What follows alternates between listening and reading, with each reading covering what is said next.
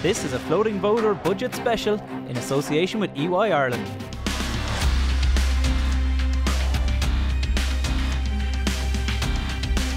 Hello, I'm Kevin Doyle and this is the Floating Voter Budget Special in association with EY. It's been a week when Downing Street turned on Angela Merkel, climate action protesters were rewarded with a carbon tax, and the Finance Minister attempted to regain his nickname as Prudent Paschal. I'm joined, as always, by INM's Deputy Political Editor Philip Ryan, EY's Head of Tax Kevin McLoughlin, and OPW Minister and Independent Alliance TD Kevin Boxer Moran. Guys, it was a budget. First of all, it's 3 Kevins versus 1 Philip, which is a new dynamic for the podcast, I have to say, which I'm quite liking. But we're going to talk about the budget and a bit about Brexit, obviously, because that overlooks everything. But it was Boxer Moran. Well, I was going to say it was the 3 Bs, but no, really, there was the 4 Bs. There was Brexit, there was boring, there was Boggers, and then there was Boxer. Good morning. After that, I had no word to say. No, it wasn't. Look, it's been a prudent budget. And I've listened to a lot of the debates. I've listened to a lot of the commentary. And you have to be on, I suppose, where we stand and trying to get a balance for the country going forward. You did mention the outset in relation to Brexit and this budget, and I'm not boring people to death by saying we always knew Brexit was the big bold fellow in the room that we had to cover. But in saying that, I think Paschal has done a very prudent job. He's gave a little in areas that needed it. We'd love to do more. The money is not just there. And there's no point us sitting around the room and saying, where could we done more or where we could got more? With Brexit, it was always going to be challenged. I said a couple of days ago, I've seen governments in the past try to buy elections, and we are on the eve of a general election. And I have to say to you, in all the conversation I had with Minister Donoghue, was on Taoiseach or the Taoiseach, the only conversation really we were all focused on is Brexit. Kevin McLoughlin, is it not, though, the case, break down the figures as you see it for it, is it not the case that we blew all the money in previous years and so we don't really have a whole lot there, and that's why this is such a tight budget, and it's just really convenient that we have this shadow of Brexit, as Paschal Donoghue talked about in his speech, to kind of cover over the cracks? Not necessarily. I think it was very much a budget, I think, to deal with a particular issue, which I think was Brexit. So it had the feel, I suppose, in some way, and not to be overly dramatic about it, almost as an emergency budget. So there's a big issue, Brexit, which needed to be addressed, and I suppose the potential risks associated with that needed to be addressed. And as a result, I think what you might normally expect from a budget in terms of a lot of different measures, really wasn't there. It was very much focused, I think, on things that I suppose the government felt needed to be addressed as part of Brexit. I mean, the longer term question for me is always there around, there's an underlying assumption that the economy remains strong, and it is obviously has performed very well. We're almost at full employment. How we maintain that into the future, I think, is in terms of the stability, long-term stability of the finances of the country, I suppose, is the bigger question. But I think it was very much designed to deal with Brexit, and I think it got the attention. But if we bring it home, and people always want in a budget, what's in it for me? Now, the minister said during the week, Smarties is what everybody was getting, but actually, most people will end up paying more tax next year. Is that not true? When you factor in the carbon tax on one hand and the fact that there's an average, I think, in around 3% pay increase expected across the economy in general. So half of that's going into Paschal Donoghue's pocket. So there's a couple of things that I think that are interesting. I suppose we've done a lot of budget broadcasts over the last, I'd say, 10 years or so, and I think the nature of budgets has changed. I think the days of budgets where people did expect big giveaways and lots in their pocket, I think those days are kind of gone, and I think people look at the returns from budgets now probably a little bit differently. So I think tax, bar the really significant changes that would have been made, say, 10 to 12 years ago in relation to the financial crisis, I mean, tax hasn't really moved a huge amount, but I think the focus has probably been much more on spending and investment. So I think people now, if they assess actually what the budget means for them, are probably now more focused on, say, issues like health or, for example, additional guards and things that, rather than necessarily what might be in their back pocket in terms of better tax relief. We want services. Well, I think there is. We actually would have straw polled people internally and asked them how do they feel about things, and I think they would have talked actually not about tax as such, and the rates of income tax are actually relatively very high, and in other words, simply because we've been conditioned over the last 10 years not to expect a lot in tax, that we start to deflect and think about other aspects of the budget that might impact us. So I think there is an interesting shift, I think, in terms of how budgets are being received. I think the other thing that I thought was quite interesting from an observer's perspective is that typically, if you think about a lot of budgets, and these aren't necessarily just Ireland as such, but often you get the first 15 minutes is talking about how well, as a government we've done over various areas. And actually there wasn't a lot of self-congratulatory messages, I think, which was actually quite refreshing in a way. So while the statistics were there, maybe he had nothing to congratulate himself on. Well, I think he did play up the economy at one part. In one part, but I think normally you'd get much more of an emphasis on that at the start. To be practically at full employment, I suppose, from a situation where we were probably mid-teens 10, 11 years ago, I think is an achievement, and where unemployment is still actually reducing. One of the issues he didn't seem to raise within the speech itself is that, Brexit aside, there's a lot of economic factors out there. The ongoing trade war between America and China, and just a global turn in general over investment. Yeah, and I think also be concerned about. And certainly for me, if I Brexit is a particular challenge for us, obviously as a country, but I think for me, that need to remain competitiveness with a view to whatever the future might look like, which is partly Brexit, but obviously there's a load more happening internationally, whether it's US, whether it's Europe, where there's just simply kind of a slowdown in the global economy. And I think for us, it's about being able to be nimble and to be able to respond to that, and to continue to invest in the things that longer term will keep us competitive, whether that's on the infrastructure side, whether it's education Lower and tax. Is surely part of that as well, though. I think it should be part of. I think there is a tendency to look, particularly on the corporation tax side, to say that our system remains competitive, and I think the messages around the stability of 12.5%, I think, are really important at the moment. You can't actually overestimate how important that is, because you look at a world which is relatively very unstable, and actually that continued commitment there actually has probably more weight now than it did 5 years ago or 10 years ago. But that's not to say that there aren't other aspects of the tax system that we do need to consider in order to maintain that competitiveness going forward. And there is a risk when you're at full employment that you think it'll always be that way. And I think we have to continue to reinvent ourselves. Business models are changing dramatically. Investment patterns are shifting. The UK being out of Europe, whatever shape that takes, is a challenge for us, and our ability to open up new markets, whether that's in Europe or Asia, is a different direction for a lot of business that might not traditionally have looked there in the past. So I think tax, in addition to other factors like education, innovation, should be constantly on the radar. Let's talk a little bit about... I just would add to that. If you look at when we were in recession and we've come out of recession, I think it's really focused. The business people and the people of Ireland have really tuned into what's happening abroad. And if you do mention it, which is quite clearly in all conversations, the trade war that's happening in other countries, that could have the potential effect on Ireland. Maybe not this month, next month, maybe a year's time, but it has that potential to cause problems. And I think this budget has aligned itself to that, as well as Brexit, because we have to try and foresee what's coming down the track. And we have all the economists in the country, and we've all the people that talk, and we've events like today, and all that lead into the budget. But when you're in Minister Donoghue's shoes, and you have ministers like me in every department... Well, you gave him a very hard time, didn't you? We'll just finish this one first. You have everyone looking for X for his department, and also in other areas that we think we can advance in terms of helping the people that's worthwhile off in society, and also looking at, as you said, the taxes. And people do tune into that and what's happening abroad. But we had a local election. A lot of people spoke about green. And I was listening to people up and down the country. Yes, I looked at the Green Party submission, €20 on carbon tax. The leader of a party talking about bringing wolves back to Ireland. Then all of a sudden the budget comes out. We forewarned everybody there was going to be a carbon tax. I know Fianna Fáil were looking for 725, Fine Gael were talking about 725. I felt it was too much. I didn't agree with it, and I wanted to ring-fence a package, as we all know, in terms of the Midlands and the face, the Bordemona and all that goes with it. But we have to, I suppose, come together and saying this to you. When I hear the people talking so much about green and about carbon tax, I heard someone in my own constituency talking on radio the other day. talking on the radio, it was way too much. I knocked on that person's door at the local elections and they told me they were voting Green. They told me they were voting Green because they wanted it failed. We're not doing enough for the country we live in. But are you not a bit conflicted on that?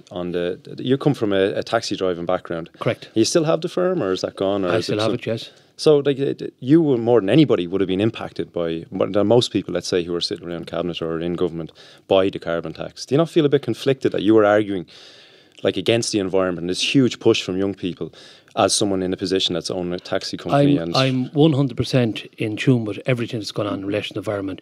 We can't just decide to, because of local elections and because of the rise in green, that we're going to turn around and hit everyone in the country. When we all talk, once you leave the cities... But would you accept that you'd be conflicted a little bit more than most to be making that argument? I'm not conflicted because how many cars do you own, let's say? I have five cars at the present time, and I'm changing them as you speak. We're looking at changing them into hybrids.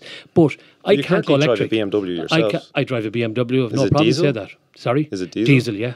What litre size engine? It's 2.5 diesel. That's a big one. It's a big one, but let me say to you... Your carbon footprint isn't great. Philip, people use that to me the whole time. Yeah. Let me just say to you, I brought in the car dealers of Ireland. I spoke to them in relation. We judge cars, diesel cars, on knots, in terms of their carbon, what about. Diesel cars today, the new model will be out that's coming in front of us in 2020, will have almost little or nothing in knots. Have no effect on noxious gases. Yes, but it has little or no effect.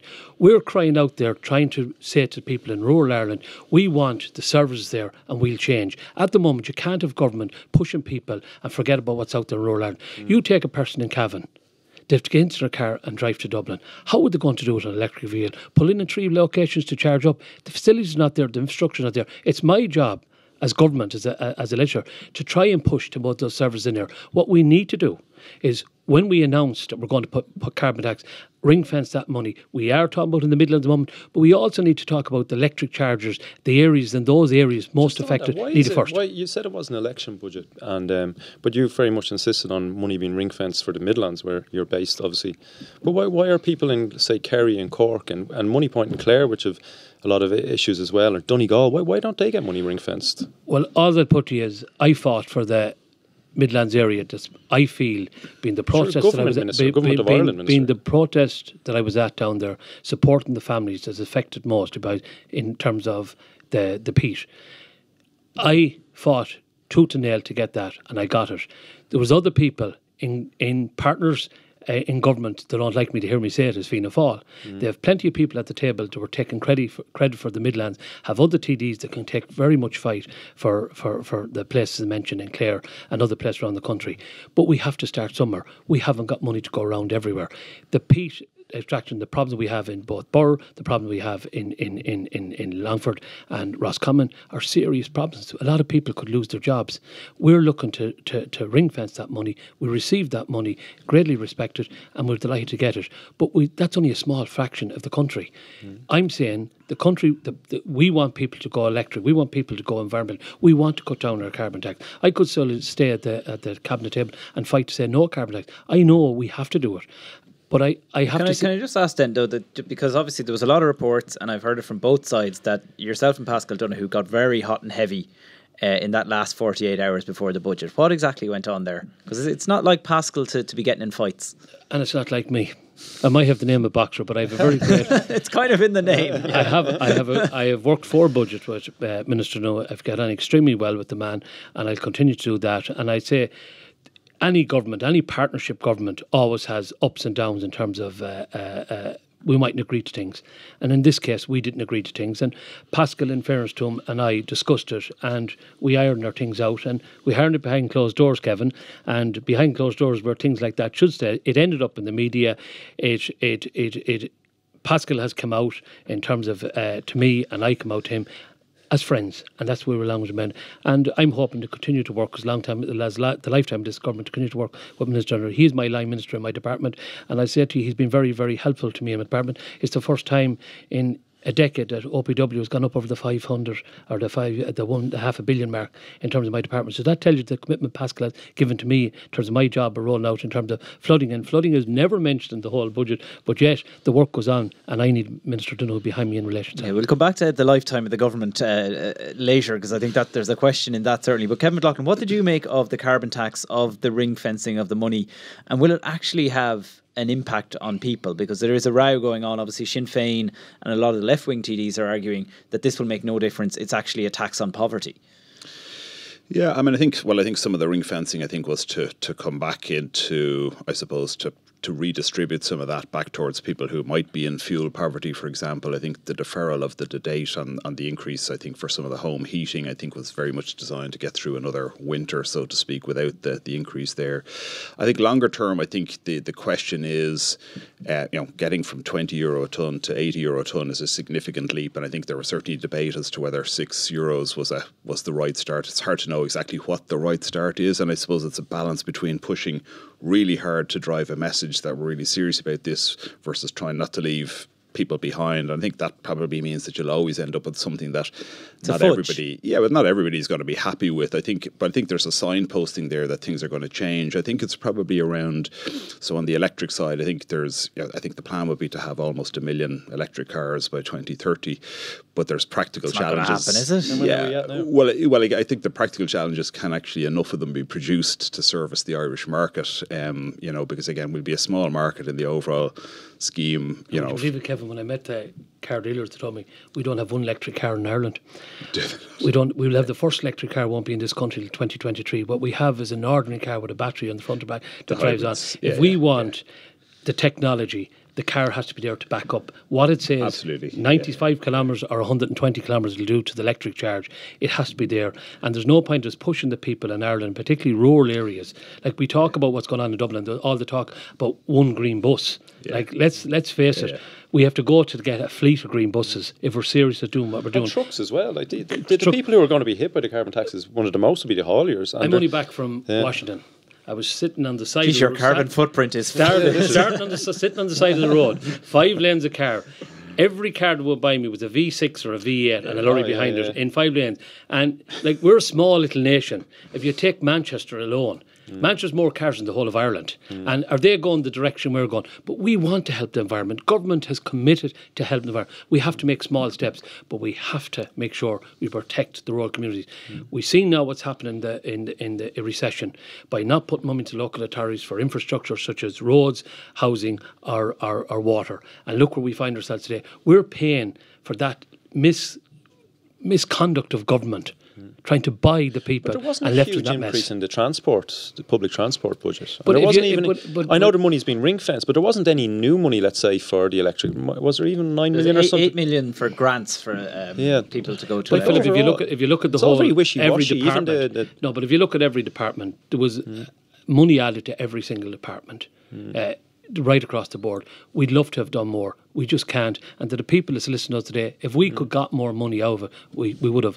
And I hate to mention the word because everyone is fed up about Brexit, but when you turn on the news, no matter what channel you're on, it worries you. And as a government minister, you are there to protect the country. And in fairness to the negotiation team we have there present, and there's talks going on behind the scenes today with Taoiseach and Boris, everybody is worried, and we're deeply concerned at the state where we find ourselves in, because we do know, we talk about the TAR Ford, we talk about the Brexit, we talk about the budget. We as a government have to protect our citizens and do it in the best way fashion we can with the limited amount of money we have. You're saying, Kevin, did we waste money in the past? Since I've come into government, and if you look back, the days where we're giving €100 to every house in terms of water charges, and look where we find ourselves. The infrastructure, water all over the country is in an awful bad place at the present time. Local authorities, along with Wires, are trying to catch up on that. You look at other measures done in terms of making promises and commitments that we all fell short on. Governments have fell short. This government in the last 4 years, and we get criticised. You know it. You've heard it, Philip. You and your we're probably doing the criticising. Yeah, in the early stage of the independence in government. But if you look, we've been constructive, not all the time, but in the last definitely 3 years, we've come leaps and bounds working with our partners of government. And in fairness to Fine Gael, in fairness to Paschal Donoghue, he has an awful job in trying to balance the books with that Brexit on there. If we hadn't got Brexit, we'd have a lot more money to give out. Well, on that then, Kevin McLoughlin, in terms of, you said it's had the feel of an emergency budget. Will businesses be more reassured? I think that the last EY quarterly report warned about this idea that it's going to be very different for rural Ireland and urban Ireland in terms of if a hard Brexit hits. Will people come away from the budget thinking, okay, there's enough there to shore us through, to get us through the rocky patch, or are there still big gaps? I think people see Brexit for what it is, which is a big issue that we have to address. But I think people are very concerned about what happens afterwards, and that whether Brexit is there or not, I think there's a load of other things out there globally that have the potential to impact Ireland positively and negatively. And so, because we are that kind of small, we're a very kind of mobile location for investment, so location can come in quite easily, which is to our credit, but decisions can be made outside of Ireland that can take that investment out as well. So for us, I think it's making sure that we're competitive longer term. So we have to deal with Brexit. We have to address the potential fallout of that, even though at this stage it's hard to know exactly what we are trying to deal with. But I think we equally have to have an eye on the long term. And I think it is about trying to unlock the power of business. So I think there's some really welcome announcements in the R&D space, I think particularly for early stage businesses, to increase the value of the credit and to offset it in a broader way, which helps their cash flow, is very positive. I think to increase spending that can be done with universities, I think is a positive thing for both companies that mightn't necessarily be able to afford to recruit full-time R&D people, but can leverage the capabilities that university has, but also to bring the colleges closer to commercial, to business in terms of their arrangements, I think is all positive. I think entrepreneurs obviously would have pushed very heavily, I think, for a number of years now around a better regime for entrepreneurs relief, which is the tax treatment when they sell businesses. And I think that can be seen probably superficially as a tax break for people who happen to be lucky and make a bit of money selling a business. It's much more than that. It's much more about unlocking funding, because entrepreneurs have a really good track record of creating employment. And actually, and just on one scheme, on the SARP scheme, is that the special assignee what's the relief program? I'll come back to that in a second. I think just to finish off on the entrepreneurs piece, because I think to that point around balanced development, which I think has a number of aspects to it, one of which is around infrastructure. One of it is about kind of maybe looking at ways to how do you take the heat out of Dublin per se. And again, I think entrepreneurs have that ability to create employment and actually are more minded to do it outside of the main population centres and probably typically where they're from or where they kind of identify with. So I think it's a missed opportunity not to do more there. A bit of decentralisation. I think I think it's about facilitating, and it's actually probably for me, while there was a lot of money directed, I think, to areas that were felt to be vulnerable in the context of Brexit. I think actually it's not about entrepreneurs being the sole answer to that, but they certainly can be part of it. And I think that incentivisation is important, particularly because people have a lot of flexibility now as to where they set up businesses. They could set up businesses in the UK. There's a more benign regime there on the tax side, and they have that option.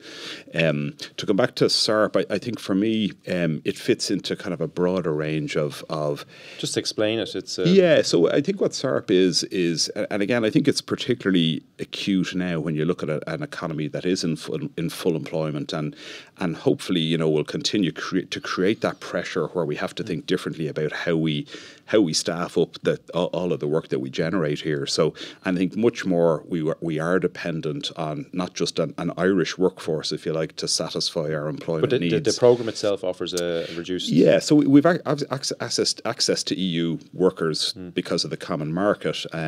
But I think what SARP does is allows us to attract top talent into Ireland, which I think is really critical in a lot of the decisions that around location of investment. It gives them a lower tax rate. It gives them a lower tax rate, but what it does actually, it's not about a tax break for an individual. If you choose, let's say if you're in the US and you want to send one of your top guys to Ireland to set up an operation there, that the rate of tax in Ireland for individuals is relatively much higher than it would be in the US. So if you're going to ask somebody to come to Ireland and pay rates of tax that could be 20% higher, they're not going to suffer that personally. So that will be essentially covered by the business, which is a cost to the business. So what SARP does essentially is tries to equalise that cost by having a lower personal tax burden, and therefore it's not as much of a cost for the employer to send them, because these things can be very off-putting, and these individuals tend to be very influential in deciding where businesses are located. You mightn't think that, but actually if you want to send your top people around the world, they will decide,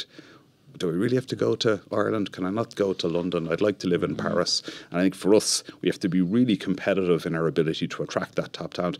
It's often not popular because you end up in situations where you might have somebody who is paying individually less tax than perhaps the person that's sitting beside them. But if they are influential in the location of investment here, and that has the potential to create employment, which actually generates far more it's a return. bonus of a sort. It is, and I think it's seeing it in that light. And I think there have been improvements to it over the years, which I think has made it more effective than it was perhaps when it was introduced. If you look at, talk in relation to budget, the government put a huge focus on Heather Humphrey's department, put a huge focus on agriculture, and put a huge focus on tourism, if a no-deal Brexit. We have put money aside further in relation to that to help business, number one.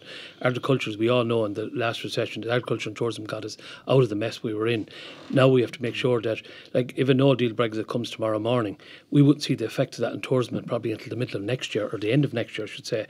And we have to. We're already seeing some of it, especially British we holiday have, makers. but it's like there is an element of that, but I think that'll come back. It's like the years when there was trouble in the UK at football matches. The Irish stopped going over. Now all of a sudden we're all back and we're going to match. And I think vice versa. There's a distance between the UK and Ireland, but created by political rather than the people. I've spoken to people, and you have still a big Liverpool supporter and a lot of friends over talking to the whole time. And Is it your year? Is it? I hope so.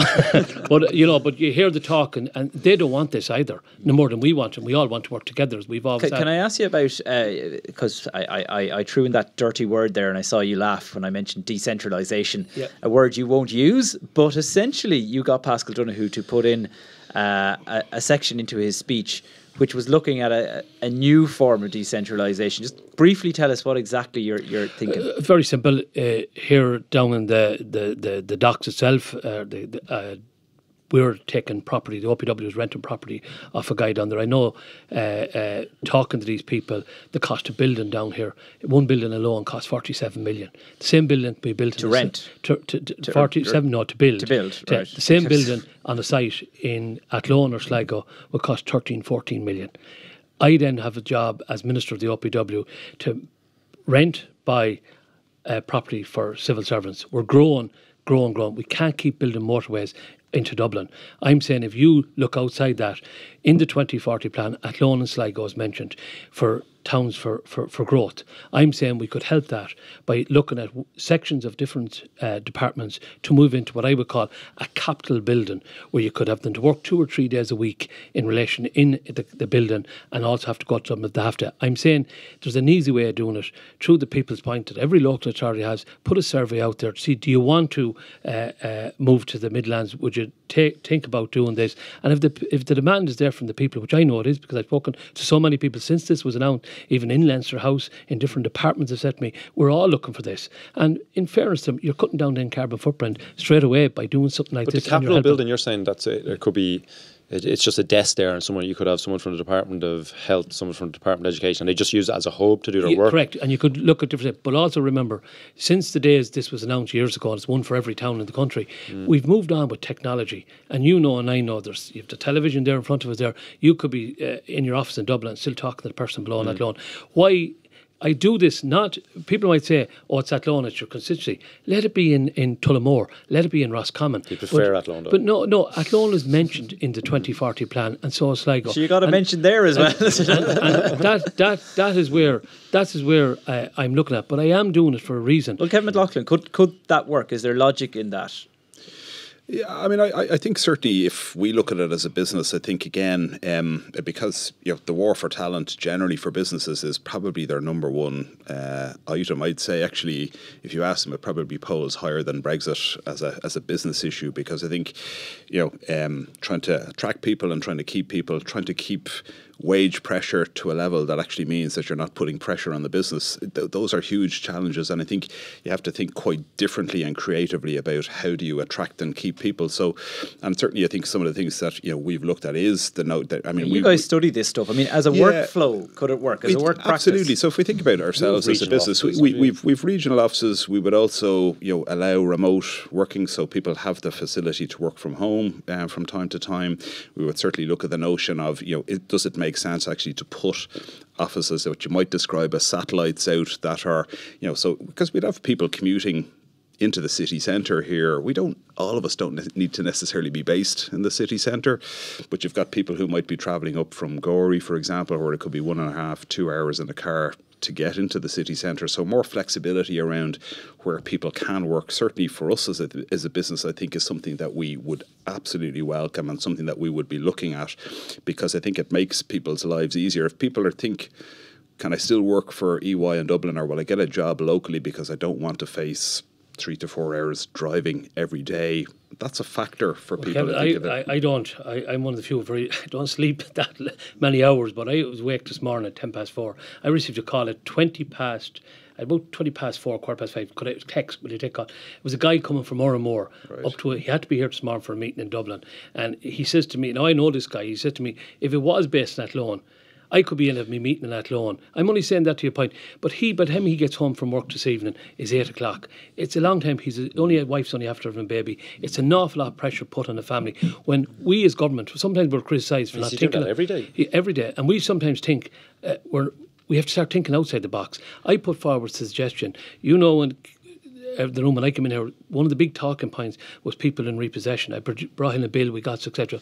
Then in relation to sexual offence bill, I'm now about to bring Kevin a guy a bill to help small businesses. I'm thinking outside the box, trying to help people. For far too long we've governments, majority governments, demanding and putting forward legislation and not doing that. They're not thinking of the other parts of the country. I'm saying this minority government, like me said earlier, is worked for the smaller person. Governments at the political parties don't like some of the things we force, some things we do. We stand over them, not for our constituency, but for the whole of the country. All right, that's the party political broadcast. So now we're going to turn it back on you. I love it. The question, though, is, right, so he's ordered a review which will presumably around the civil service and work practices, which will take place presumably over the coming months into the next year.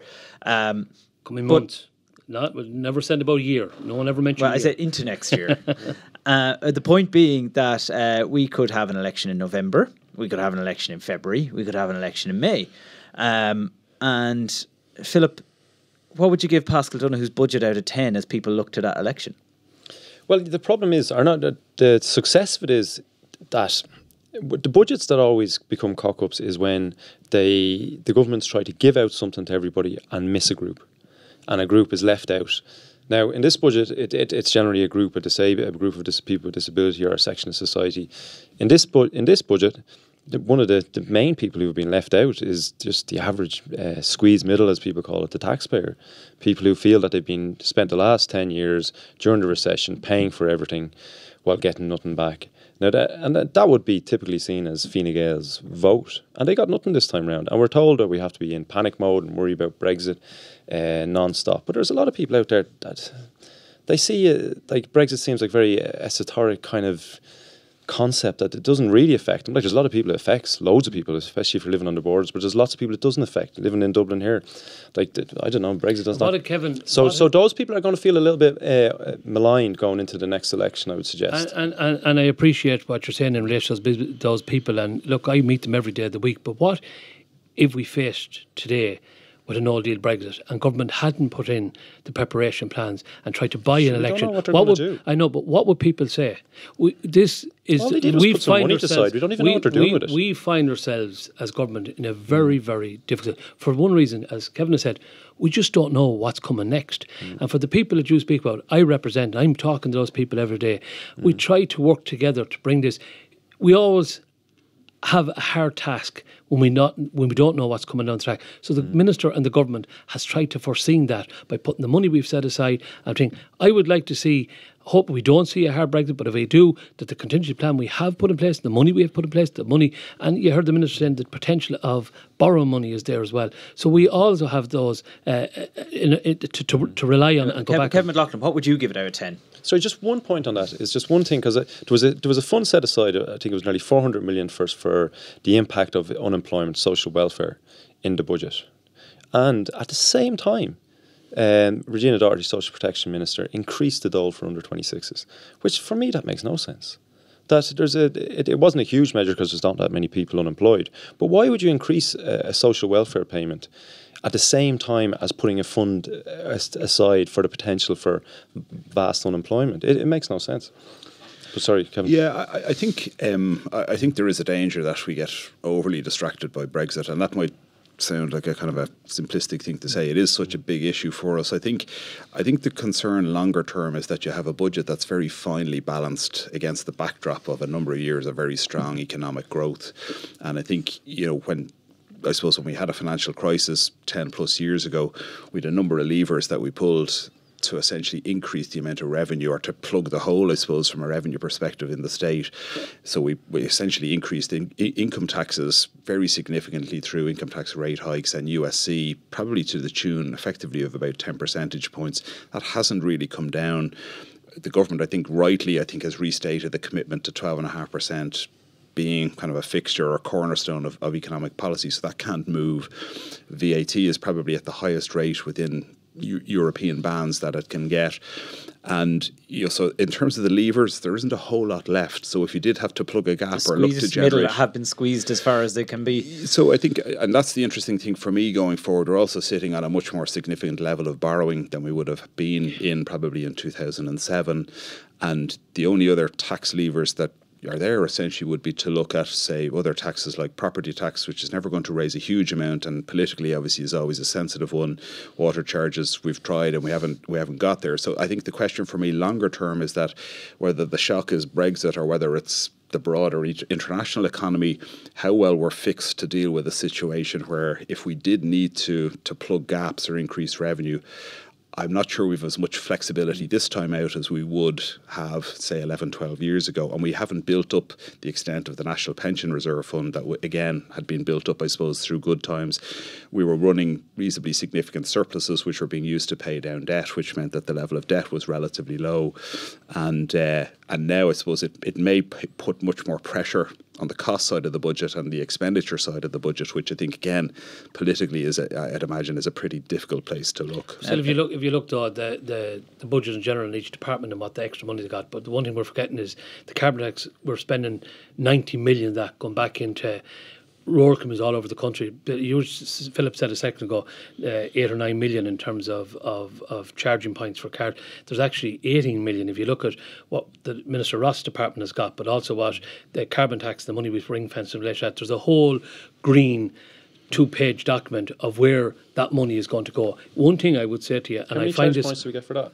One thing I would say to you, up and down the country, people, is how when you're saying you're going to put money, take the money through carbon tax and reinvest it in different parts of the country or different areas, is to simplify that people understand that if you're not getting this year, that all on, it's going to be here and this is the way it's going to be transmitted. We need to get a small bit more clever in telling people if you're taking money off and it's going to be ring fenced in different areas, that we need to be explaining a small bit better to them because they don't understand that. Finally then, how long is there till a general election, and will it be enough time for the Independent Alliance to kiss and make up?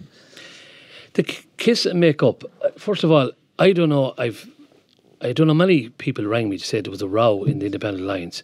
I got a phone call from a journalist the other day that said there was a row. I actually rang two of my colleagues to ask them was there a row. I wasn't present, I didn't know. And I read in the paper yesterday there was a row between Vinnie McGrath and John. Listen, we have, as independents, as we're fighting our cause, we'll have spats no more than the political parties have spats. You get on with them, you get over them, I think. There is no row in the Independent Alliance. Hold on, Kevin. I spoke to Vinnie this morning. There's a topical issue today. Vinnie's taken it from me. I think I spoke to Minister Ross last night. Again, half an hour spoke to his secretary. I spoke to John the other day coming up in the car. I am telling you, you might have a spat within a grouping of people. That's just to be clear then, come the next general election, there will be posters all over Athlone with your face and Independent Alliance. No, I'll be hoping to limit the posters, the carbon footprint. I'm thinking of the environment. But there'll be lots of them up there, will there? With Independent Alliance, Boxer Moran, number one. As always, I'll fight to represent the people of Longforest Mead. If it's Boxer Moran or Independent Boxer Moran, Independent Alliance Boxer Moran, I don't mind. It's getting your name out there to protect and work for half the people. But you're not going to ditch the Independent Alliance. I ditch nobody in politics. You work with all. Fianna Fáil in 2009. No, Philip. Let's get. I'm delighted you asked that question. I was a member of Fianna Fáil. Yeah. A great number of years ago. When I went to Fianna Fáil looking to run as a national politician, I was interviewed in a hotel in Glasnevin. When I came out of that interview, the person told me, "You're well capable of running the job." Fianna Fáil didn't take me because my education. I had little or no education. I've told my story. I don't have to tell it all over again. I was rejected by a party. Not directly, indirectly, I was told that's the reason why. Yeah. I accept that, move on. But it determined me to go on to where I am today. I'm now in government. I can go into government tomorrow morning. The question is, will you go in with the Independent Alliance next time round? As the group of four? If the four of us get elected, let's sit around the table and let's discuss the next government. If the four of us don't get elected, there's no point me saying to you, we have to get elected. And the Independent Alliance was set up as a group to go into government. It remains as that group, and the four of us will work together to get elected and look to get to form with the next government. But we mightn't be wanted. You could have a political party and left political, they could join, you could have all the talk. Like I have to say to you, and I want to finish on this by saying to you, I've listened so much about Facebook and so much about social media, and we should be doing more and bringing them in front of the committees and all that. The people that need to do more is the people that are writing the rubbish and attacking people on social media need to wake up and realise they're tearing families apart, tearing people's lives apart. And that started in the last government with people standing up the Doyle, abusing other TDs across the Doyle. Yesterday you've seen it firsthand where a woman stands up in the Doyle and foul language across it. That is replicated on social media today. People think they have a right to do that. I get attacked day and night. I've done a little survey on the people that attack me. Some of them are doctors. Some of them are teachers. We get it ourselves as journalists, I can assure you that. I say to these people, wake up. People have lives. We have so much depression out there, so many people with mental health. When you sit down, I go and do talks all over the country with people that suffer from depression, mental, and people that has anxiety, people that has panic attack. They all say to me, Boxer, you went through this. How did you get off the tablets? How did you do this? Then when you sit down and start talking to them, I was bullied at work.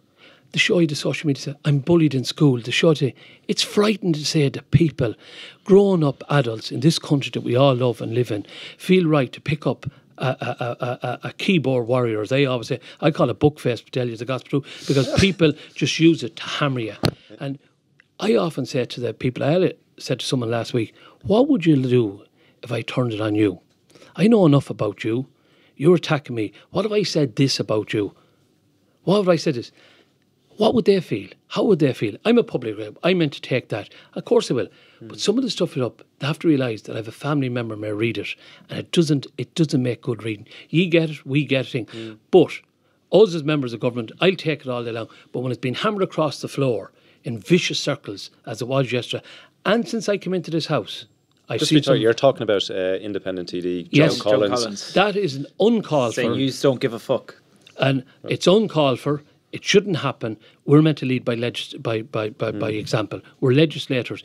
And if we're to do anything, let's educate the kids better in relation to the social media. Well, let's call it what that is. That was just an attention-seeking measure by Deputy Collins, which, in fairness, worked, I suppose, since we published it. I don't think it worked. I listened to the comments all day and people said it was wrong. Yeah. Oh, no, it was wrong. I mean, she got the attention that she was looking for. Because it was in a speech. She read it off a speech. Well, I would say to you, I met Enda Kenny this morning in the canteen, and we were just talking about the days we formed the government. And I'll always remember we all in the room, 15 independents. And Enda came in the back door. He says, now lads, it's either put up or shut up or go into government. And he put forward proposals after weeks and weeks talking. You want to see the scatter of independents to go up and walked out the door. And they're the very ones that shouting that we're not doing enough in this constitution, not doing enough in that party. They had a very chance to come in and support rural Ireland or support the people that they represent.